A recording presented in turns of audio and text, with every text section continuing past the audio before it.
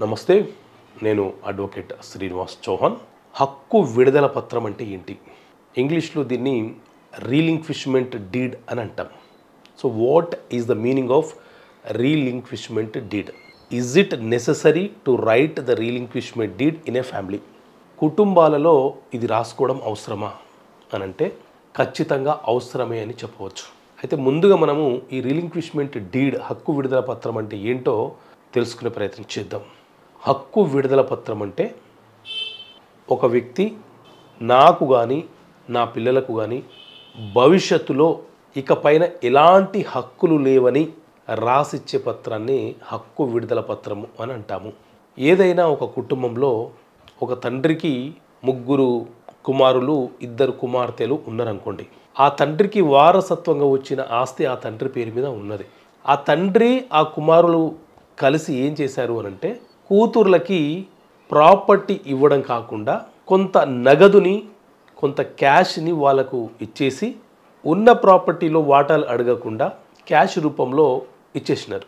భవిష్యత్తులో ఈ అమ్మాయిలు తిరిగి మా నాన్న పేరు మీద ఉన్న ఆస్తి, మా పూర్వీకుల ఆస్తి మాకు వాటా కావాలని కేసు వేసే ప్రమాదం ఉంటుందని ముందుగానే గ్రహించి 3 సోదరులు, తండ్రి వీళ్ళందరూ కలిసి కూతుర్లతోని ఒక పేపర్ రాయించుకుంటే ఏమని, భవిష్యత్తులో నేను కానీ నా పిల్లలు కానీ మా తండ్రికి మా సోదరులకు సంక్రమించినటువంటి పూర్వీకుల ఆస్తి ఏదైతే ఉందో వాటి మీద మాకు ఎలాంటి హక్కులు లేవు అని ఒక పత్రం కనుక వారితో, ఆ కూతుర్లతో రాయించుకుంటే దానినే రీలింక్విష్మెంట్ డీడ్, హక్కు విడుదల పత్రం అంటారు.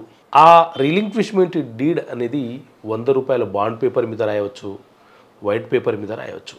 ఏ రకంగా రాసినా అది చట్టబద్ధతని కలిగి ఉంటుంది, అది ఎవిడెన్స్గా పనికి వస్తుంది.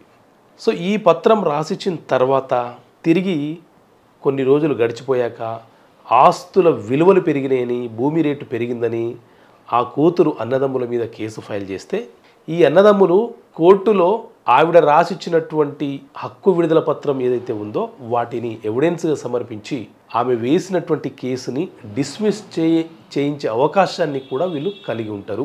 కాబట్టి అమ్మాయిలనే కాదు, పురుషులు కూడా రాయవచ్చు, సోదరులు కూడా ఈ హక్కు విడుదల పత్రాన్ని రాయించవచ్చు. సో ఇంకా కొన్ని సందర్భాల్లో ఏం జరుగుతుంది అని అంటే, ఒక తండ్రికి 3 కొడుకులు అయితే 2 కొడుకులు తండ్రి చేసినటువంటి అప్పులను బాధ్యతగా తీసుకోకుండా కుటుంబం నుంచి దూరంగా వెళ్ళిపోయే సందర్భంలో ఒక కొడుకే ఆ అప్పు బాధ్యతను మోసే సందర్భంలో అతను ఆ 2 వ్యక్తుల దగ్గర నుంచి భవిష్యత్తులో మేము ఆస్తుల మీద కేసులు వేయము, ఆస్తుల మీద మాకు హక్కులు లేవు, తండ్రి చేసిన అప్పులకు మాకు నువ్వే తీర్చుకుంటున్నావు కాబట్టి ఆ ఆస్తి మీద హక్కులు నీకే సంక్రమిస్తే అని రాయించుకున్నా కూడా దానిని ఎవిడెన్స్గా మనము న్యాయస్థానంలో కేసు ఫైల్ చేయొచ్చు. రేపటి నాడు ఆ సోదరులు కనుక కేసు ఫైల్ చేస్తే.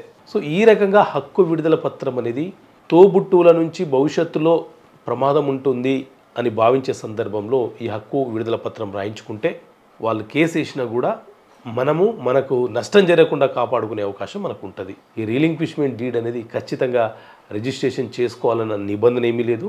ఒక పేపర్ మీద 2 సాక్షుల సమక్షంలో రాయించుకుంటే సరిపోతుంది.